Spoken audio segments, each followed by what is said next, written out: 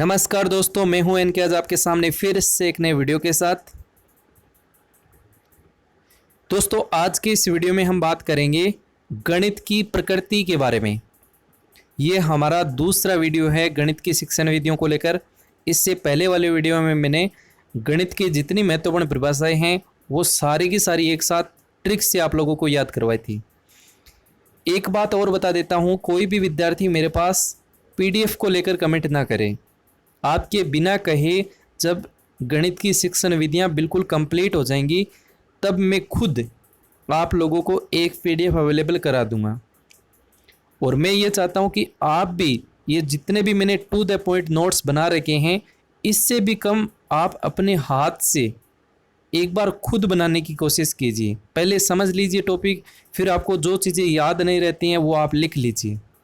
तो चलिए बिना देरी किए आज का वीडियो स्टार्ट करते हैं। देखिए, सबसे पहले मोटा मोटी गणित का जो इतिहास है, गणित के बारे में थोड़ी सी जानकारियां हम याद करने की कोशिश करते हैं। बहुत महत्वपूर्ण है, वही चीज़ें मैंने लिखी हैं। याद नहीं करेंगे, मैं याद खुद करवा दूंगा, आप बस सुनते रहें। सबसे पहला है, एक है गणित दिवस, दूसरा है विज्ञान दिवस। गणित दिवस कब मनाया जाता है? 22 दिसंबर को। विज्ञान दिवस कब मनाया जाता है? 28 फरवरी को। अब तो याद हो गया, लेकिन एग्ज़ाम तक याद नहीं रहेगा, मुझे पता है। कैसे याद करेंगे? देखो, सबसे पहले तो देखो 22 और 28 को देखो। 22 और 28, सबसे पहले RT की धारा में जाओ आप। RT की धारा 22 और 28 क्या कहती है? क्योंकि अध्याय 4 जो है वो महत्वपूर्ण है और अध्याय 4 में 22 भी आता है, 28 भी आता है, इसलिए दोनों धाराएं महत्वपूर्ण हैं। क्या है पहले हम वो नज़र डालते हैं। पहले देखो, धारा 28 है वो तो बहुत ही महत्वपूर्ण है और बहुत ही आसान है कि निजी जो हम ट्यूशन करवाते हैं, गवर्नमेंट टीचर लगने के बाद निजी ट्यूशन बच्चे को दिया जाता है, वो आप नहीं करा सकते। ये तो धारा 28 में है, बिल्कुल याद हो गया, चलो कोई दिक्कत नहीं। धारा 22 में क्या है? धारा 22 ये कहती है, अच्छा धारा 22 से पहले क्या है? धारा 21 में क्या है? SMC का गठन। SMC का गठन, कोई बात नहीं, याद हो गया। अब धारा 22 में क्या है?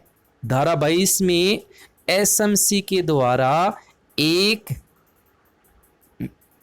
ये चीज़ बनाई जाती है, क्या? SDP, कुछ याद आया होगा। SDP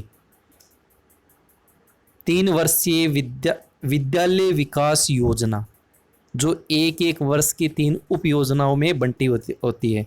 ये आप लोगों को पता है, मेरे ख्याल से कोई दिक्कत नहीं होगी कि SMC एक विद्यालय प्रबंधन योजना या विद्यालय विकास योजना बनाती है, उसको शॉर्ट में हम कहते हैं SDP। अब इससे इसको कैसे लिंक करेंगे? हो जाएगा, देखो, D से याद रखना है दिसंबर को, और SDP ये बात कौन सी धारा में है? 22 में। इसका मतलब 22 दिसंबर को क्या बनाया जाएगा? आपका गणित दिवस बनाया जाएगा। जब भी धारा 22 समझ में आए सोच लेना गणित दिवस की बात हो रही है। D से दिसंबर को भी याद रखना है। उम्मीद करता हूँ धारा 22 भी याद हुई होगी, धारा 28 भी याद हुई होगी और गणित दिवस भी याद हो गया होगा। ठीक है, अब देखो विज्ञान दिवस क्या है? 22 के बाद 6 जोड़ो 28 हो गए, और फरवरी है। 28 क्या है? फरवरी है। और वैसे भी हम देखें कि एक गणित का शिक्षक बनने के लिए रीट का, उसमें 2 चीज़ें पढ़नी पड़ती हैं, है ना, साइंस से बनने के लिए। एक तो साइंस पढ़नी पड़ती है और एक क्या पढ़नी पड़ती है? आपकी मैथमेटिक्स। 2 चीज़ें पढ़नी है। 2 से क्या हो जाएगा? फरवरी हो जाएगा। तो 28 फरवरी को क्या होगा? आपका विज्ञान दिवस। देखो, मैंने इतनी बातें आप लोगों को बताई हैं, इससे कहीं ना कहीं एक बार तो चीज़ें याद आ ही जाएंगी। यदि गणित और विज्ञान दिवस यदि आपसे पूछेंगे तो थोड़ा सा अंदाज़ा लगा लेना। ठीक है, इसके बाद देखो एक यहाँ से महत्वपूर्ण प्रश्न है सीटेट का। सीटेट में ये पूछा भी गया है 2015 में, गणित वीक पूछा था। उसमें गणित वीक का फुल फॉर्म क्या है? तो पहले तो ये समझते हैं कि गणित वीक क्या है। कि रामानुज जो महत्वपूर्ण है हमारे गणित में, उनके जन्म दिवस पर CBSE एक गणित वीक का आयोजन करवाती है, या इसमें क्या होता है वो एक अलग बात है, हमें इतना जानने की ज़रूरत ना है। बस रामानुज के जन्म दिवस पर एक गणित वीक बनाया जाता है, और इस गणित वीक का फुल फॉर्म होता है संख्यात्मक नवाचार। संख्यात्मक नवाचार और प्रशिक्षण अभिवृत्ति। याद रखना यहाँ क्या है? अभिवृत्ति है। ठीक है, इसमें क्या है, वृद्धि है। ये प्रश्न आया है, नीचे मैंने कुछ प्रश्न भी लिए हैं, उनमें ये आप देखेंगे। तब तक आप इसको याद रखिएगा। गणित वीक का फुल फॉर्म क्या है? संख्यात्मक नवाचार और प्रशिक्षण अभिवृत्ति में वृद्धि। रामानुज के बारे में बताने की जरूरत नहीं होगी, आप इतना याद रखिएगा, वैदिक गणित के रचयिता कौन है? रामानुज हैं, और उनके जन्म दिवस पर सीबीएसई गणित वीक का आयोजन करवाते हैं। ठीक है। इसके बाद अगले जो पॉइंट है वो है जैसे शून्य की खोज है, बीज गणित है, दशमलव प्रणाली है। ये किसकी देन है? भारत की देन है। याद नहीं रखनी, ये बिल्कुल याद नहीं रखनी, बस इमेज लगाइए। एक बार यहाँ से कोई प्रश्न छोटा मोटा बन जाता है, जैसे इनमें से कौन सी भारत की देन नहीं है। जैसे प्रश्न आता है इनमें से कौन सा भारतीय वैज्ञानिक नहीं है ना, तो इसके तौर पे याद रखिएगा। जैसे शून्य की खोज है ना, बीज गणित है, जैसे दशमलव प्रणाली है, ये किसकी देन है? भारत की देन है। याद नहीं रखना, बस एक बार जैसे जैसे सुनते रहें। अगला देखो, अगला पॉइंट है प्रथम भारतीय गणितज्ञ। ये प्रश्न आता है, इनमें से प्रथम भारतीय गणितज्ञ कौन है? 4 गणितज्ञ आपको मिलेंगे, याद रखना। आर्यभट्ट प्रथम, बहुत महत्वपूर्ण है गणित में। आर्यभट्ट प्रथम पहले भारतीय गणितज्ञ हैं, और इन्होंने ये पाई का जो मान भी दिया था, और इनका ग्रंथ है आर्यभट्टियम। ये तो याद नहीं रखना है, क्योंकि नाम से ही पता लग रहा है आर्यभट्टियम, तो निश्चित है कि आर्यभट्ट ने दिया होगा, है ना। याद नहीं रखना है ये तो। इसके बाद अगला पॉइंट है, ये महत्वपूर्ण है, रीट में भी यहाँ पूछ चुका है, और एचटेट में ये पूछा हुआ है कि लीलावती पुस्तक किसने लिखी थी? लीलावती पुस्तक किसने लिखी थी? इसके बाद सीटेट ने यहाँ फिर प्रश्न पूछा कि लीलावती जो भाग है उसका हिंदी इंग्लिश में अनुवाद किसने किया? ये 2 प्रश्न पूछे गए हैं। तो पहले समझते हैं ये किसकी पुस्तक है। ये है भास्कराचार्य की। लीलावती पुस्तक किसकी है? भास्कराचार्य की। और भास्कराचार्य इन्होंने एक बहुत महत्वपूर्ण सिद्धांत दिया था, सिद्धांत शिरोमणि की रचना की थी। इसमें 4 भाग हैं इसके। पहला है गोलाध्याय, दूसरा है लीलावती, तीसरा है बीजगणित, और चौथा है गृह गणित। इन चारों में महत्वपूर्ण कौन सा है? ये लीलावती। यहाँ से प्रश्न आ रहा है, ये याद रखना। तो दोबारा से देख लो, भास्कराचार्य ने कौन सी पुस्तक लिखी? लीलावती पुस्तक लिखी। इनके जो सिद्धांत है उसका नाम क्या है? सिद्धांत शिरोमणि। इसमें कितने भाग हैं? 4 भाग हैं। पहला गोलाध्याय, दूसरा लीलावती, तीसरा बीजगणित, और चौथा क्या है? गृह गणित। और इस लीलावती का इंग्लिश में रूपांतरण या इंग्लिश में अनुवाद किसने किया है? जेम्स टेलर ने किया है। ये है टेलर। तो मेरे ख्याल से इतना याद हो जाएगा, मेरे ख्याल से कोई दिक्कत होगी नहीं। और वैसे भी आप याद कर सकते हैं कि भास्कराचार्य अपनी लीला से मिलने, इसमें वर्ड मिल रहा है लीला, लीला से मिलने कहाँ गए? टेलर के पास गए, है ना। या फिर ऐसे भी समझ लीजिए कि भास्कराचार्य ने अपनी लीला के वस्त्र से मानने के लिए टेलर के पास गए। बात एक ही है ना, तरीका जैसे भी हो याद करने। मुख्य बात यह है कि लिंक करना है और फिर याद नहीं रखना है, एग्जाम तक वो चीज़ें याद होनी चाहिए। ठीक है, तो उम्मीद करता हूँ याद हो गया होगा, कोई दिक्कत नहीं होगी। इसके बाद अगला पॉइंट ये याद रखना है, गणित सार संग्रह। इसका संबंध किससे है? महावीराचार्य से है, महावीराचार्य से। देखो हमने ज़्यादा महत्वपूर्ण बात नहीं की, 3-4 के नाम लिया है। पहला महावीराचार्य या महावीराचार्य, इनका संबंध किससे है? गणित सार संग्रह से है। इसके बाद भास्कराचार्य का संबंध किससे था? सिद्धांत शिरोमणि से। इसके बाद हमने बात की थी आर्यभट्ट की, तो आर्यभट्ट ने प्रथम भारतीय गणितज्ञ हैं और इन्होंने आर्यभट्टियम ग्रंथ लिखा था। और इसके बाद हमने एक रामानुज के जन्मदिवस पर एक गणित वीक बनाया है। बस इतनी बात की है, बस इतना याद रखना है। अब आज का हमारा जो पॉइंट है वो है गणित की प्रकृति एवं तर्क शक्ति। देखो तर्क शक्ति में तो कोई महत्वपूर्ण चीज़ है ही नहीं। हाँ, प्रश्न में गणित की प्रकृति से संबंधित कहीं भी प्रश्न आ जाए उसमें तर्क शब्द होगा तो वो ये समझना कि ये पॉजिटिव बात है, उत्तर हमारा तर्क के पास जाएगा, भले ही वो किसकी ओर इंगित कर रहा हो। दूसरी बात, तर्क शक्ति में याद इतना ही रखना है कि तर्क कहने के पीछे क्या है, गणित में तर्क का मतलब क्या है। तो याद रखना, गणित में तर्क शक्ति का मतलब होता है जिसे शुद्धता होनी चाहिए, स्पष्टता होनी चाहिए, उसके निश्चिंतता होनी चाहिए, मौलिकता होनी चाहिए, बस इतना ही संबंध है। अब ये सारी चीज़ें आप जानते हो, निश्चितता है, उसकी स्पष्टता है, गणित में स्पष्टता होनी चाहिए, है ना, परिणामों की शुद्धता होनी चाहिए और मौलिकता होनी चाहिए, है ना, ये रचनात्मकता होनी चाहिए, ये है तर्क शक्ति। और इसमें दो व्यक्ति हैं, एक तो है आइंस्टीन और एक है बर्थलोट। इन दोनों की परिभाषाओं में तर्क शब्द का उपयोग किया गया है, यानी तर्कता की बात की गई है। तो हमारे लिए महत्वपूर्ण क्या है, ये दो परिभाषाएं यदि नॉर्मली याद करनी है, वैसे तो परिभाषाएं मैंने याद करवा रखी हैं, उन्हीं में ही आपको मिल जाएंगी, वहीं आप इनको याद कर लेना। अब बार बार यहाँ नहीं लिखेंगे, हम तो यहाँ वही चीज़ लिखेंगे जो गणित की प्रकृति से संबंधित है। यहाँ बस एक बार परिभाषाएं पार्ट 1 में याद कर ली, दोबारा आपको परिभाषाएं देखने की जरूरत नहीं है, कहीं भी आए, है ना, ठीक है। अब देखते हैं एनसीएफ 2005 क्या कहता है गणित के बारे में। तो पहली बात ये कहता है कि करके सीखने पे बल देती है, ये एक नॉर्मल सी बात है, गणित की बात हो चाहिए। एनसीएफ का तो ध्येय यही है कि लर्निंग विदाउट बर्डन, है ना। तो गणित करके सीखने पे बल देती है, बाल केंद्रित, ये बिल्कुल सही है, पॉजिटिव बात याद नहीं रखनी, समझनी है। दूसरी बात, एनसीएफ 2005 क्या कहता है कि गणित विषय के रूप में न होकर बालक की सोच के तार्किकरण तथा समस्या समाधान करने की योग्यता है। मतलब वही चीज़ है कि एक बालक ये समझ पाए कि हाँ यार, इसमें परिणामों की शुद्धता मुझे मिलती है, मैं मौलिकता उसमें कर सकता हूँ।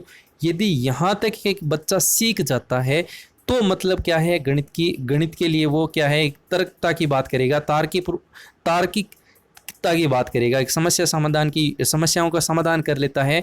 ये योग्यता विकसित यदि हो जाती है तो हम कह सकते हैं, ये बात कौन करता है, ये एनसीएफ 2005 करता है कि बालक में इतनी क्षमता गणित को लेकर होनी चाहिए।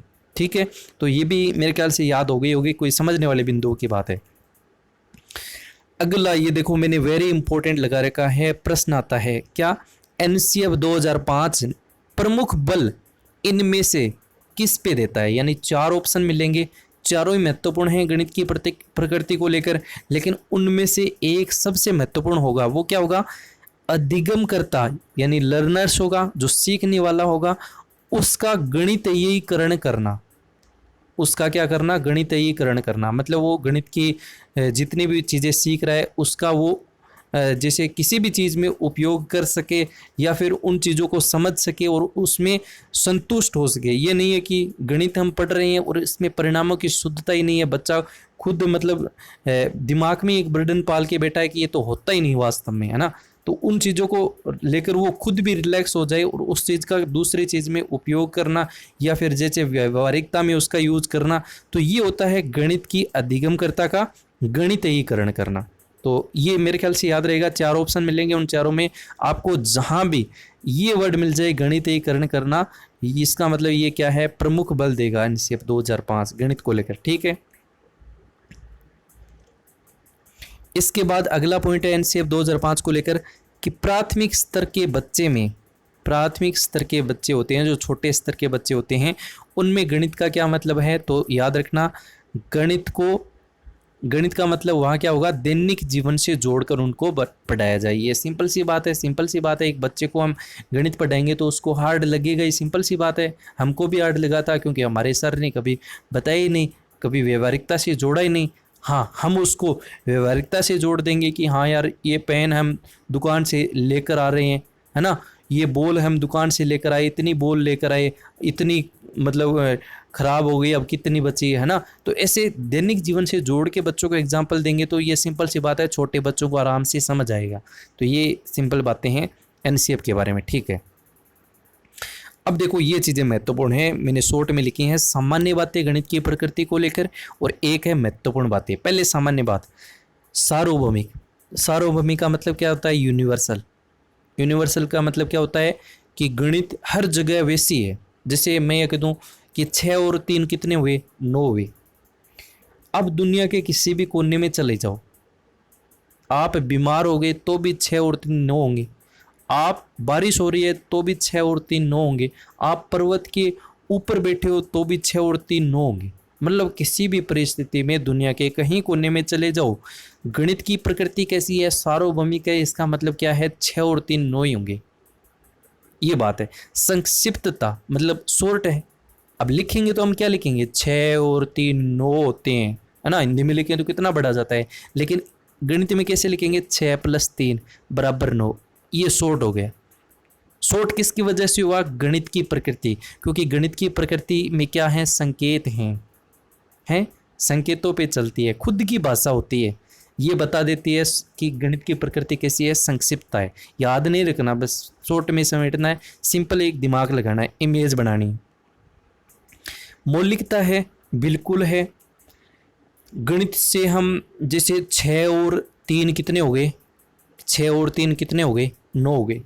अब हमारे पास राशि कितनी है, 6 और 3 ही तो है, तो 6 और 3 से हम कितना कर सकते हैं, 18 भी कर सकते हैं। कैसे करेंगे, लो 6 और 3 कितने हो गए, 18 हो गए। और 6 और 3 इनसे मैं 2 भी कर सकता हूँ, कितना कर सकता हूँ, 2 भी कर सकता हूँ कि 6 में 3 का भाग 2, कितना आ गया, 2 हो गया। कुछ नई चीज़ें हम बना सकते हैं हमारी संख्याओं से। हमने उदाहरण पढ़े थे, आगमन विधि में हम उदाहरणों से नियम की ओर जाते हैं। वो नियम क्या है, वो नियम क्या है, मौलिकता ही तो है कि एक बच्चा कुछ नया कर लेता है, बहुत सारे उदाहरण को देखता है, फिर वो समझता है कि हाँ यार ये हम शॉर्ट में समेट सकते हैं इसको, तो इसका तो हम क्या कर सकते हैं, मतलब एक रूल बना सकते हैं, और वो रूल का फिर वो क्या कर देता है, जनरलाइजेशन कर देता है, सब पे लागू कर देता है कि ये छोटे से ही हम मतलब शॉर्ट में समेट सकते हैं इसको, ये छोटा सा सूत्र याद कर लो, इससे सारे एग्जाम्पल हो जाएंगे। मतलब मौलिकता तो है, तो ये एक परिभाषा है, बहुत महत्वपूर्ण है, ये याद रखना, मौलिकता। इसके बाद परिणामों की शुद्धता, ये तो इसी ऊपर वाले में आ गया। सार्वभौमिक है तो सीधी सी सिंपल सी बात है, परिणाम तो कैसे होंगे, शुद्ध होंगे, वरना तो 6 और 3 10 हो गए, तो काहे की शुद्धता हुई भाई। सरल है, सिंपल सी बात है, सरल तो है, कभी भी याद रखना, कठिन नहीं है। गणित की प्रकृति कठिन नहीं है, ऑप्शन में मिलेगा, नहीं करना है, गणित तो वास्तव में सरल है। और मौलिक है, मौलिक है, ये मौलिकता में आ गया, ठीक है। स्वयं की भाषा है, खुद की भाषा है, प्लस माइनस लिखने की जरूरत नहीं है, खुद कह देते हैं कि 6 और 3 9 होंगे, यहाँ 6 और 3 18 होंगे, है ना। तो विश्वास योग्य है, ये सारी बातें इस पे टिकी हैं, सार्वभौमिकता पे, ठीक है। ये तो है सामान्य बातें, ये तो याद नहीं रख रही, ये तो सिंपल बातें हैं। अब देखो प्रश्न आएगा तो वहां पे ये डालेगा, वैज्ञानिक विधि है। गणित को वैज्ञानिक विधि कहने का मतलब आपको ऐसे समझना, 2 बातें समझनी है। क्या, पहली कि वैज्ञानिक विधि जहाँ भी शब्द आए वहाँ ये समझना है कि या तो इसके पीछे कोई ना कोई प्रतिपादक है, कोई ना कोई वैज्ञानिक है, या उसमें बच्चा रुचिकर है, बच्चा खुद स्वयं भाग लेता है, तो ये तो, या फिर वो दोनों चीज़ें लागू होती हैं। तो ये तो गणित में है, बहुत सारी चीज़ों में हम देखते हैं उसके पीछे किसी ना किसी बड़े वैज्ञानिक का हाथ होता है। और वैसे भी देखें तो हमारे जितने भी रूल्स होते हैं, हमारे जितने भी तथ्य होते हैं, वो एक प्रक्रिया के तहत हम देखते हैं। जैसे बोर्ड मास का रूल आपने पढ़ा होगा। अब कोई भी माई का लाल ऐसा नहीं है कि जो बोर्ड मास के रूल है उसको बिना वो सूत्र लगाए उस संक्रिया पूरा जो एक सूत्र होता है, एक सवाल होता है, उसको हल कर दे। वो हल होगा तो वो किस रूल से होगा, बोर्ड मास के नियम से ही होगा। वरना यहाँ से आप लग जाओगे, यहाँ से लग जाओगे, कहीं बीच में से लग जाओगे, नहीं उत्तर आएगा। प्रक्रिया के तहत ही आ गया, आपकी प्रोसेस बताएगी, पहले छोटा ब्रैकेट को हल करना है, फिर ऐसे इस ब्रैकेट को हल करना है, ये सारी चीज़ें पहले बाकी होगा, भाग होगा, वो एक प्रक्रिया है, प्रोसेस है। कहने का मतलब क्या है, वैज्ञानिक विधि है। क्या गणित को लेकर भविष्यवाणी कर सकते हैं, क्या ऑप्शन में मिलेगा, बिल्कुल कर सकते हैं। कैसे, मैं ये कह सकता हूँ, जैसे एक सिक्का है, एक सिक्के को उछालूंगा तो आप फटाक से बोलोगे क्या, कि या तो हेड आएगा या टेल आएगा। क्यों रे, आपको ऐसे कैसे पता लगा, कैसे पता लगा कि हेड आएगा कि टेल आएगा? तो आप कहेंगे हमने तो अनुमान लगाया, संभावना बताई। और अनुमान लगाना, संभावना बताना, ये क्या है, गणित है। और निश्चित है कि या तो हेड आएगा या टेल आएगा, दो ही तो मतलब चीज़ें होती हैं, एक तो हेड और एक टेल। क्योंकि एक बार उछालेंगे या तो हेड आएगा या टेल आएगा। अनुमान लगाया, संभावना बताई, और संभावना बताना क्या है, गणित है। इसका मतलब गणित को लेकर हम क्या कर सकते हैं, भविष्यवाणी कर सकते हैं। चुनौती नहीं दी जा सकती, ये भी इंपॉर्टेंट है, याद रखना। क्योंकि गणित के तथ्य कैसे होते हैं, सार्वभौमिक होते हैं, सत्य होते हैं, तथ्यात्मक होते हैं, वैज्ञानिक विधि पर आधारित होते हैं, इसलिए इन्हें कभी भी चुनौती हम नहीं दे सकते हैं। ये पॉइंट याद रखना। गणित के निष्कर्ष अविवादास्पद होते हैं।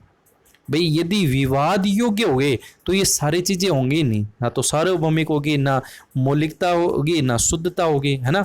तो ये चीजें याद रखना। गणित के निष्कर्ष तो कैसे होते हैं, अविवादास्पद होते। सर्पिलाकार है, गणित की प्रकृति कैसी है, सर्पिलाकार। सर्पिलाकार कहने का मतलब क्या है, सर्पिलाकार का मतलब ये है कि जैसे मान लीजिए आप बड़े स्तर का ज्ञान ले रहे हैं तो छोटे स्तर का ज्ञान आपको काम आ रहा है कि नहीं आ रहा। आप बीएससी कर रहे हैं, बीएससी कर रहे हैं तो क्या आपको जो छोटी क्लास में आपने जो ज्ञान लिया है क्या वो वहाँ उपयोग में आएगा कि नहीं आएगा, आएगा। आएगा तो इसकी प्रकृति कैसी है, सर्पिलाकार है। उच्च स्तर का ज्ञान लेने के लिए निम्न स्तर का ज्ञान भी जरूरी है, और निम्न स्तर का ज्ञान पर वापस आप चीज़ों पर आते हैं तो वहाँ पर इस प्रकार से सर्पिलाकार आप कह सकते हो, ठीक है। या फिर ऐसे भी कह दो, नवीन ज्ञान के लिए पूर्व का ज्ञान इम्पोर्टेंट होता है, पूर्व ज्ञान से हम नवीन ज्ञान की ओर बढ़ते हैं, यह सर्पिलाकार। गणित की प्रकृति कैसी है, सरल है, न कि कठिन। कभी कठिन नहीं होगा। प्रश्न ये जरूर डालेगा कि गणित को कठिन कहने का कारण क्या है। हाँ, ये प्रश्न जायज है। गणित को कठिन कहने का कारण क्या है, क्योंकि गणित को कठिन इसलिए कहा जाता है क्योंकि गणित की प्रकृति कैसी होती है, अमूर्त होती है। हमने ये कह दिया कि एक बच्चे के पास 5 बॉल हैं, माना एक बच्चे के पास 5 बॉल हैं, 3 उसमें से खो गई, अब बॉल है ही नहीं। हमने ये कह दिया कि एक बच्चे के पास 3 सेव हैं, अब सेव है ही नहीं, सेव कहाँ है। तो इसलिए गणित की प्रकृति तो सरल है, लेकिन गणित को सीखना कैसा है, कठिन है।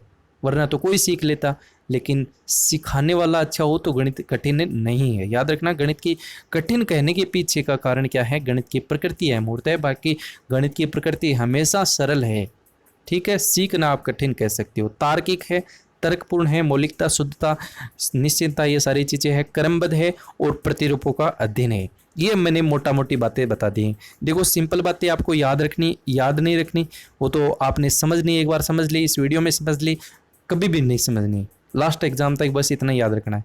और ये चीज़ें हैं, ये चीज़ें आपको ऑप्शन के अंदर मिलेंगी, तो थोड़ा सा घबराना नहीं है, वही चीज़ें हैं सारी। इसके बाद देखो, वैसे हम गणित की शिक्षण विधियां पढ़ेंगे, उसमें जितनी भी महत्वपूर्ण विधि हैं उनमें हम बात करेंगे कि गणित की जो आगमन विधि है उसका सामान्यीकरण संभव है। सामान्यीकरण कर सकते हैं गणित की आगमन विधि का। और जो क्रियात्मक अनुसंधान होता है, याद रखना, क्रियात्मक अनुसंधान,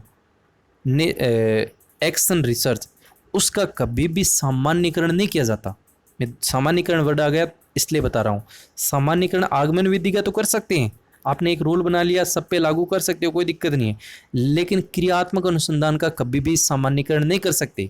एक बच्चे का आपने क्रियात्मक अनुसंधान कर लिया, एक बच्चे का आपने क्रियात्मक अनुसंधान कर लिया, अब आप उसका यदि सामान्यीकरण करना चाहें तो नहीं होगा। कैसे, थोड़ा सा समझ लेते हैं कि मान लीजिए एक बच्चे का आपने एक्शन रिसर्च किया, क्रियात्मक अनुसंधान किया कि वो 5-7 दिन से घर पे है। आपने ये सोचा कि यार ये आ क्यों नहीं रहा। अब आपको कारण का पता लगा कि यार ये तो आ नहीं रहा, इसके पीछे का कारण है इसकी दादी चली गई, दादी खत्म हो गई। अब दूसरे विद्यालय में फिर एक बच्चा नहीं आ रहा, उसी विद्यालय की तो बात खत्म हो गई, उसकी दादी चल गई इसलिए वो नहीं आया। दूसरे विद्यालय में एक बच्चा नहीं आ रहा। यदि हम सामान्यीकरण कर लेंगे तो हम क्या कहेंगे, हम ये कहेंगे कि वो बच्चा स्कूल नहीं आ रहा 5 दिन में, तो इसका मतलब उसकी दादी चली गई, क्योंकि हमारे वाले की भी तो दादी चली गई थी। ये कोई बात थोड़ी हुई, है ना।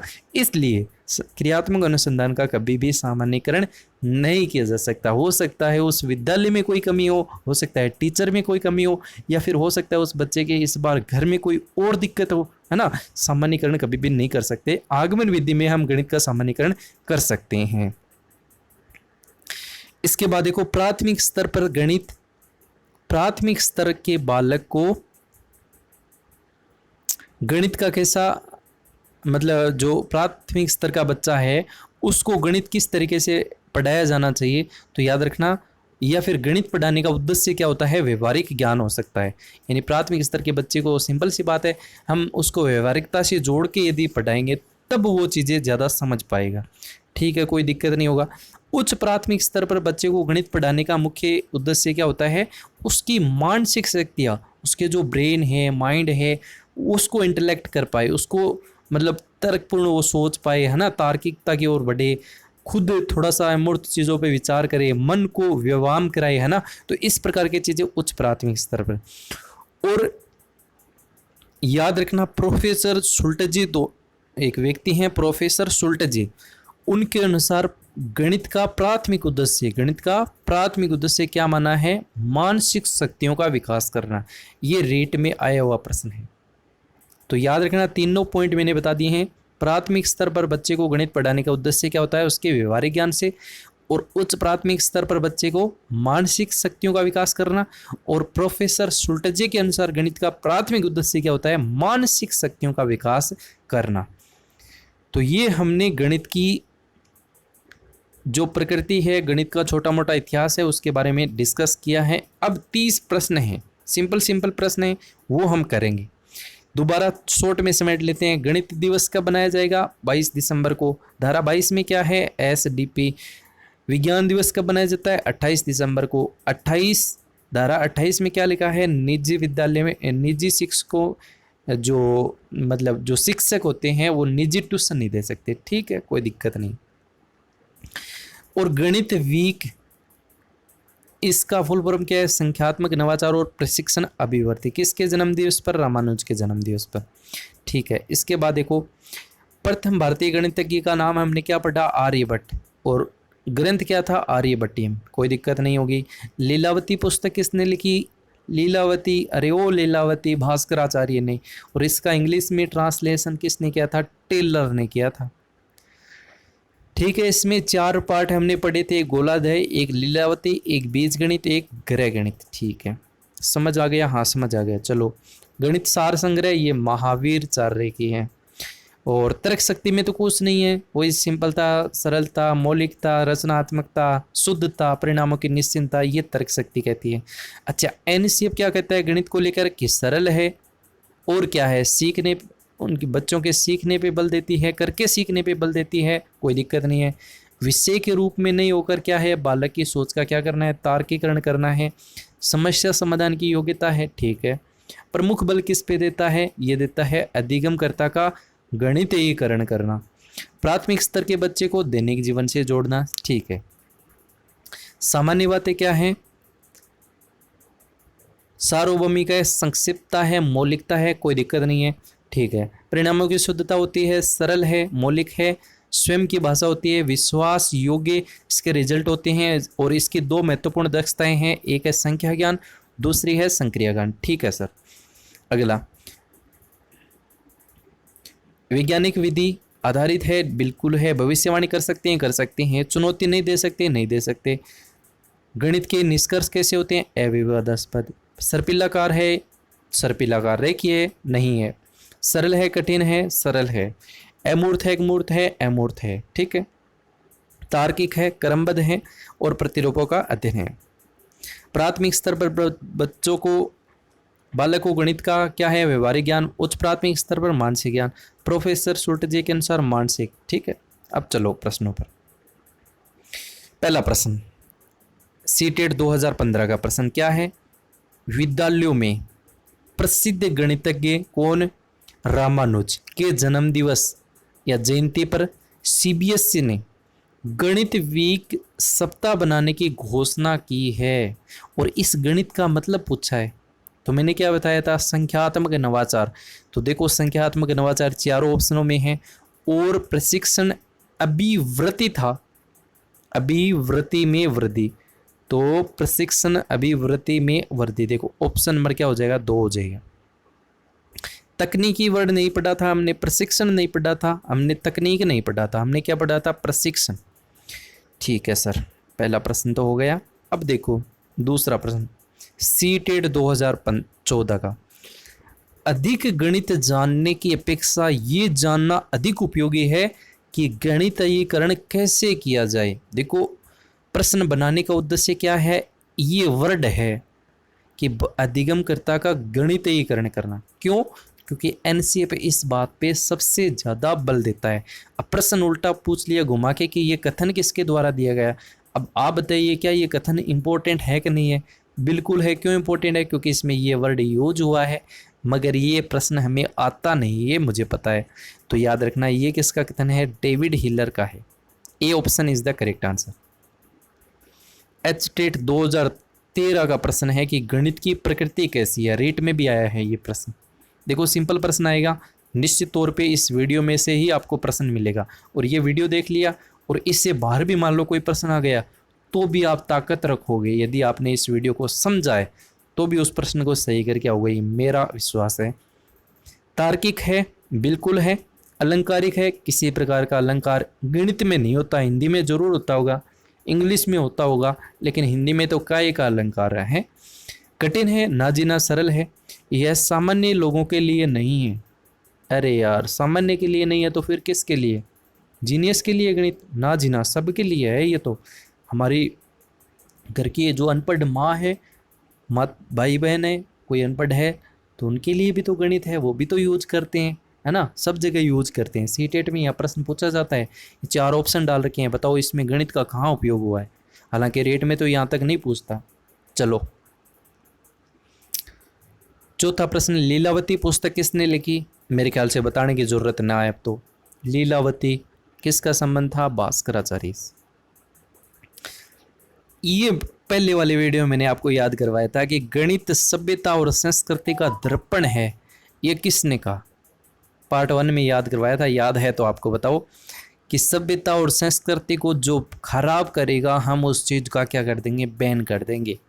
चाहे डीजे बज रहा है, यदि हमारी प्रकृति को, हमारी संस्कृति को खराब कर रहा है तो डीजे को नहीं बजने देंगे, डीजे पर बैन लगाएंगे। यदि वो क्या बोलते हैं, वो चला था ना टिकटॉक, कितना कल्चर खराब हुआ, जो कल्चर को खराब करेगा इंडिया उसको क्या कर देगा? बैन कर देगा। बैन से क्या हो जाएगा? होग बैन। ये सारी परिभाषाएं मैंने याद करवा दी थी पार्ट 1 में। निम्नलिखित में से कौन एक भारतीय गणितज्ञ नहीं है? ये प्रश्न अच्छा है, मगर मुझे पता है ये आएगा नहीं। पर एक बात याद रखना, महावीरचार्य ये तो हम पढ़ के आए हैं, बोधायन ये भी हैं, भारतीय गणितज्ञ नहीं है। ठीक है, सारंग देव होगा जी, ये काहे का सारंग देव अपनी गणित में नहीं है, बाकी ये गणित से रिलेटेड हैं, भारतीय हैं। ये सारंग देव गणितज्ञ जो है ये भारतीय नहीं है। ये प्रश्न यूपी टेट में आया हुआ है और इसका ऑप्शन ए ही सही माना गया है। तो थोड़ा सा याद रख लेना, क्या पता रीट आए हुए प्रश्नों को फिर से डाल दे। गणित वह भाषा है जिसमें परमेश्वर ने संपूर्ण जगत या ब्रह्मांड को लिख दिया है। यह कथन किसका है? मैंने फर्स्ट वाले वीडियो में आपको बताया था कि जहाँ शब्द आ जाए परमेश्वर, उनकी कोचिंग है प्रयास, और प्रयास की गली गली बच्चा जानता है, गली से क्या हो जाएगा? Galileo. Option A will be right answer. Okay, आगे बढ़ो। हाँ बढ़ो। जो विद्यार्थी ज्यामिति नहीं समझ सकते वे इस विद्यालय में नहीं आ सकते। 2 परिभाषाएं थी, याद है आपको? एक थी कि जो विद्यार्थी ज्यामिति नहीं समझ सकते वो विद्यालय नहीं आ सकते, दूसरी थी जो विद्यार्थी रेखा गणित नहीं समझ सकते वो विद्यालय नहीं आ सकते। दोनों मैंने आपको ट्रिक से याद करवाई थी। यहाँ पूछा है ज्यामिति की बात, और तो ज्यामिति किसकी होती है? प्लेट की ज्यामिति हम तय करते हैं कि कैसी है, गोल है, वर्ग है, आयत जैसी है, शंकु जैसी है, वगैरह वगैरह। तो हो जाएगा इसका आंसर क्या? सी, प्लेटो इज द राइट आंसर। देखो रीट 2012 का प्रश्न, प्रोफेसर सुल्टजे के अनुसार गणित पढ़ाने का प्राथमिक उद्देश्य क्या है? मैंने अभी आपको बताया था कि सुल्टजे व्यक्ति का नाम आए, आंख बंद करके क्या करोगे? मानसिक शक्ति का विकास करना, ये उसका प्राइमरी जो ऑब्जेक्टिव है किसका? प्रोफेसर सुल्टजे का। तो ऑप्शन क्या हो जाएगा? B right answer. चलो 10वां प्रश्न क्या है? गणित के अधिकांश प्रत्यय जटिल माने जाते हैं, कैसे? तो भाई गणित के अधिकांश प्रत्यय जटिल मानने का कारण होता है कि गणित की प्रकृति क्या है? अमूर्त है। गणित की प्रकृति कैसी है? अमूर्त है।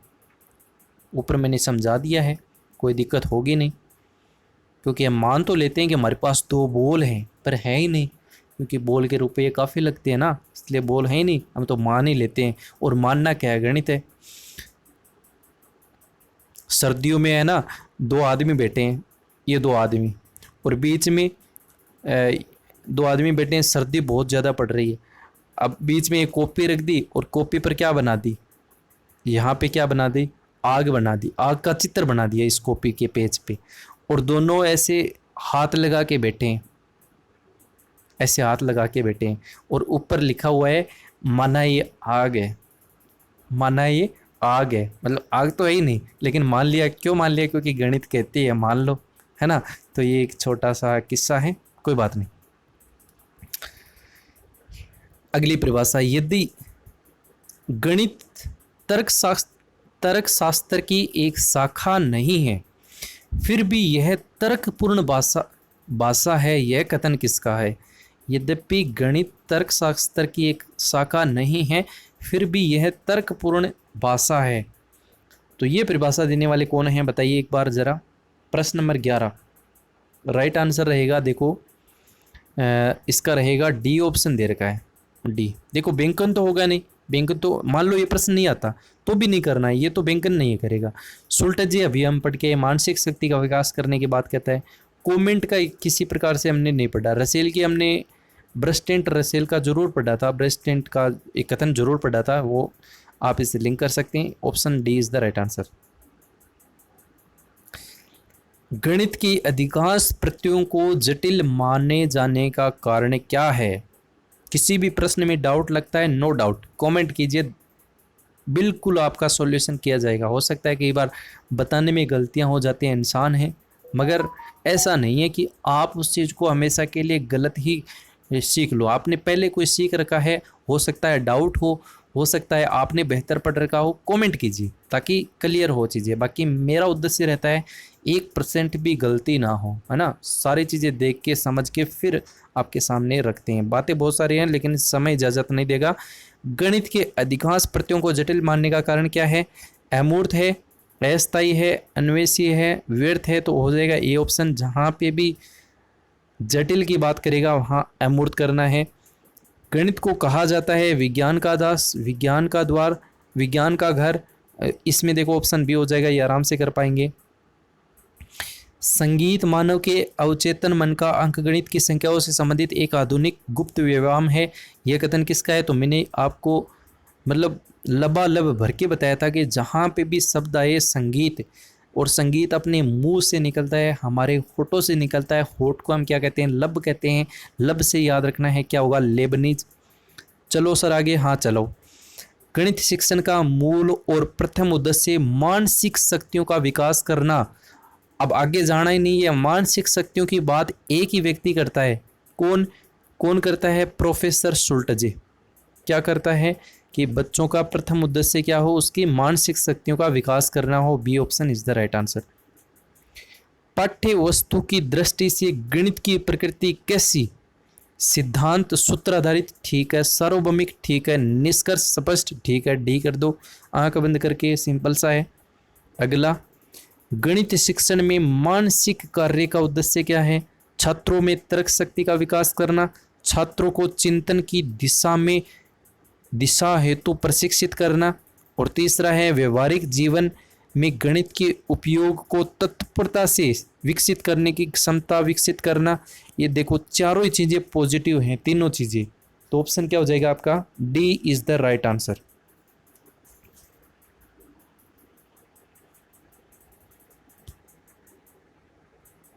आगे बढ़िए। विज्ञान उस सीमा तक ही सत्य है जहाँ तार्किक उसमें गणित का उपयोग हुआ था। मैंने भर भर के आपको बताया था। ऐसा कथन आए कांट कर देना, आंख बंद करके, कांट, है ना। ये याद करवाया था, उम्मीद करता हूँ याद हुआ होगा। वीडियो ज़रूर देखना, पार्ट 1 ज़रूर देखना। इस वीडियो के लिंक में दे दूँगा, कमेंट सेक्शन में दे दूँगा, उसका लिंक ज़रूर देखना डिस्क्रिप्शन में। गणित वह मार्ग है जिसके द्वारा बच्चों में तर्क करने की आदत विकसित होती है। यह कथन किसका है? तर्क हम कब करते हैं? जब हमारे फ़ोन का लॉक हो जाता है। हम सोचते हैं, क्या सोचते हैं कि यार ये फ़ोन ने सही क्या करवा, लॉकडाउन लाग रही है, फ़ोन बिना नींद भी नहीं आवे। तो मन क्या करोगो? हमारो तर्क करोगो, हमारो मस्तिष्क तर्क करोगो, क्या खोला, कौन सी आइडिया लगावा, क्या करने जावा, है ना। तो option D is the right answer. सवाल नंबर 20, गणित भौतिक विज्ञानों की भाषा है, वह निश्चय ही मानक मस्तिष्क में उत्पन्न, इससे उत्तम कोई भाषा ही नहीं है। यह कथन किसका है? तो देखो ये कथन है आपके ऑप्शन नंबर डी रहेगा, लीड से। Option number D is the right answer. देखो बैंकन का तो हो नहीं सकता, सुल्टजे का भी नहीं होगा, दो तो आपको करने ही नहीं है। इसका मतलब या तो सी होगा या डी होगा। तो रिस्क लेनी है डी पे, है ना। क्यों लेनी है? वो थोड़ा सा पढ़ेंगे ना तो याद रहेगा। अब ये कथन आएगा ना एग्जाम में तो आप डी ही करके आओगे, क्योंकि डी में हम पढ़ चुके हैं। गणित की प्रकृति कैसी? तार्किक है, कठिन है। अब जब कठिन तो बात नहीं करेंगे, अलंकारिक नहीं करेंगे। ये प्रश्न फिर से रिपीट हो गया है, कोई दिक्कत नहीं है। इतने सारे हम प्रैक्टिस कर लेंगे कि प्रश्न रिपीट ही होने लग जाएंगे। चिंतन, बोध, तर्क शक्ति, विश्लेषण की क्षमता पढ़ाने वाला विषय कौन सा है? तो आंख बंद करके गणित करना है, और गणित का अध्ययन चल रहा है तो गणित ही होगा। गणित विज्ञान है किसका? स्थान का, संख्याओं का, गणनाओं का, उक्त सभी का। तो ये सारी चीज़ें होती हैं, स्थान का भी होता है, संख्याएं भी होती हैं, गणनाओं भी का भी विज्ञान होता है। ठीक है, डी हो जाएगा। 24 का देखो फटाफट करते हैं, जिस समय आज लगता है बहुत ज़्यादा हो गया है। गणित विषय की विशेषता है तर्कपूर्णता, परिणामों की निश्चितता, शुद्धता। ये चारों चीज़ें पॉजिटिव करवा दी है। गणित विज्ञान का क्या है? देखो ऑप्शन डी हो जाएगा इसका, द्वार व कुंजी है। ये बिल्कुल ए में पढ़ चुके हैं पार्ट 1 में। गणित सभ्यता और संस्कृति का क्या है? दर्पण है जी, दर्पण। चलो भाई 27, अमूर्त गणित की अधिगम का प्रथम चरण प्रारंभ होता है। बहुत बढ़िया प्रश्न है, ये इंपॉर्टेंट प्रश्न है। देखो अमूर्त गणित की गलत पढ़ दिया मैंने। अमूर्त गणित की अधिगम का, यानी अमूर्त गणित का हम सीख रहे हैं, उसका प्राथमिक चरण पूछा है कि शुरू कहाँ से होता है। तो याद रखना ये ऑप्शन नंबर ए ही होगा इसका। प्रथम चरण कहाँ से शुरू होगा? आपका प्राथमिक स्तर पर ही होगा।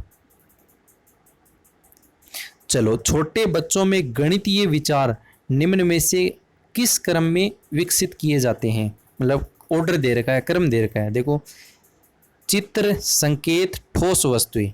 तो देखो दिमाग इतना ही लगा लो कि पहले तो क्या आएगा? ठोस वस्तु आएगी, उसके बाद हम संकेत पे जाएंगे।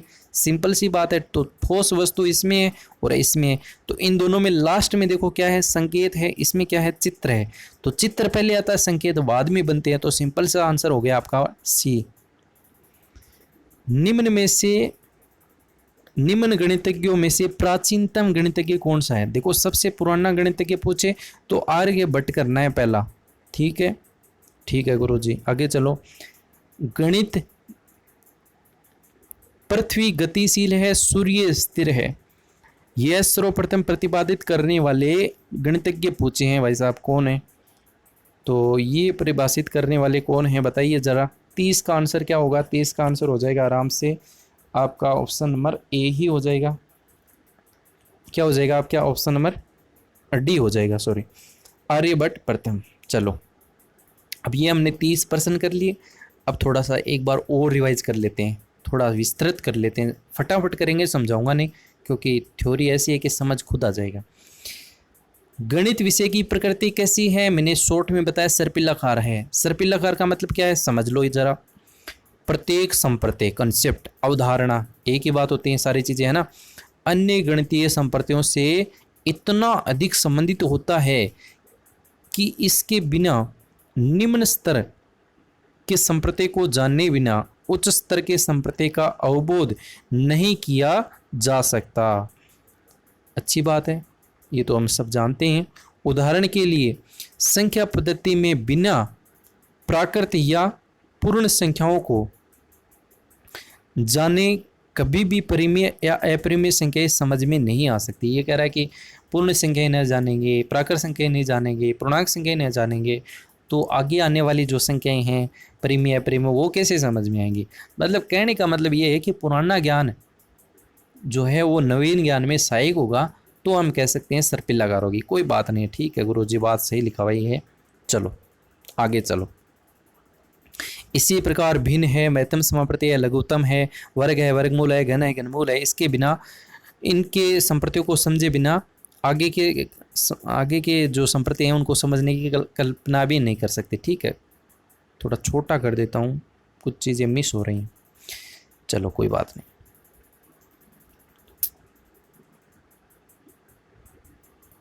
ठीक है, फिर दूसरा पॉइंट क्या है? गणित के निष्कर्ष सदैव अविवादास्पद होते हैं तथा उन्हें किसी भी स्थिति में चुनौती नहीं दी जा सकती। ये तो हम लिख के आए हैं, शॉर्ट में समेट लिया है। गणित के निष्कर्ष कैसे होते हैं? सदैव सार्वभौमिक होते हैं। ठीक है। गणित की अपनी भाषा होती है, स्वयं की भाषा होती है। ठीक है, हम पढ़ के आए हैं। क्योंकि इसके क्या है, संकेत प्रतीक चिन्ह विशिष्ट निष्कर्षों की उत्पत्ति करते हैं। ठीक है। गणित एक गणितीय संकल्पना से अधिक तार्किक संरचना होती है तथा तर्क ही सत्य की विवेचना का आधार होता है। सिंपल सी बात है, गणित की प्रकृति क्या है? तर्कपूर्ण ही है, तार्किकता का विकास करना ही है।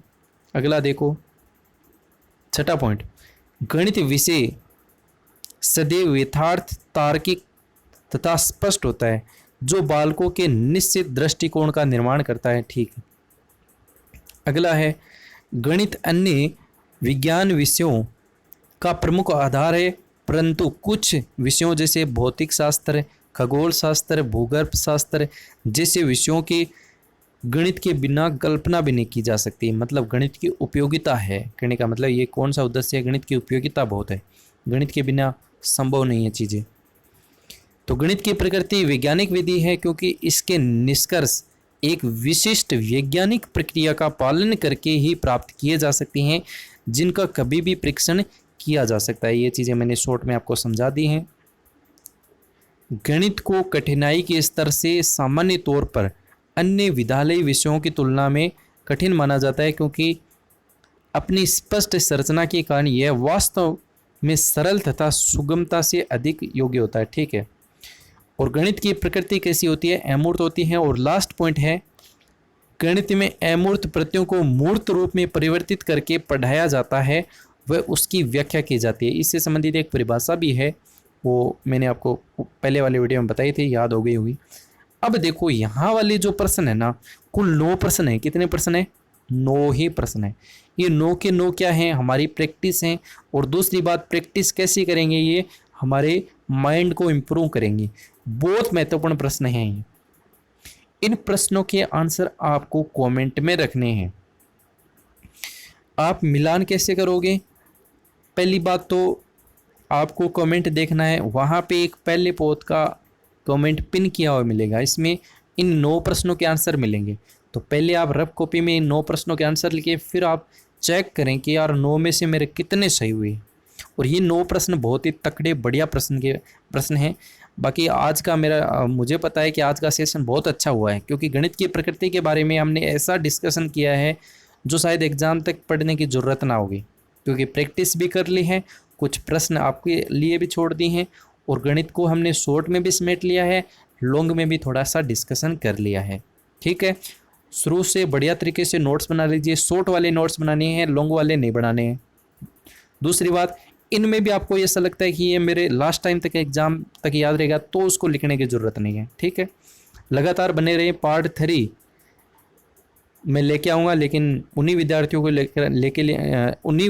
के लिए लेकर आने वाला हूँ जो कमेंट करेंगे कि रियल में ये क्लास बहुत उपयोगी है, हमें कुछ मदद मिल रही है। कमेंट करेंगे आप तो मुझे थोड़ा कॉन्फिडेंस मिलेगा, तब मैं आप लोगों के सामने लेकर आऊँगा। लेकिन फ़िलहाल ये 9 प्रश्न आप देख लीजिएगा, स्क्रीनशॉट ले लीजिएगा, बहुत बढ़िया प्रश्न है। ये तीसरा हो गया, ये चौथा प्रश्न है, ये 5वां हो गया, ये 6ठा हो गया, ये 7वां हो गया, ये 8वां हो गया, ये 9वां हो गया। ये 9 ही प्रश्न है, 9 के 9 आंसर करें। तो ये PDF के लिए कोई कमेंट भैया नहीं करना। जैसे ही ये गणित की शिक्षण विधियाँ कंप्लीट हो जाएंगी, बिल्कुल 2-3 वीडियो और रहेंगे, उसके बाद एक PDF बना के आप लोगों के पास शेयर कर दी जाएगी। ठीक है। आज के इस सेशन में इतना ही। थोड़ा सा वीडियो लंबा हुआ है, माफ़ी चाहूँगा। और हंसते रहिए, मुस्कुराते रहिए, अपनी पढ़ाई में व्यस्त रहिए और लॉकडाउन का पालन करते रहिए। Thank you, bye bye.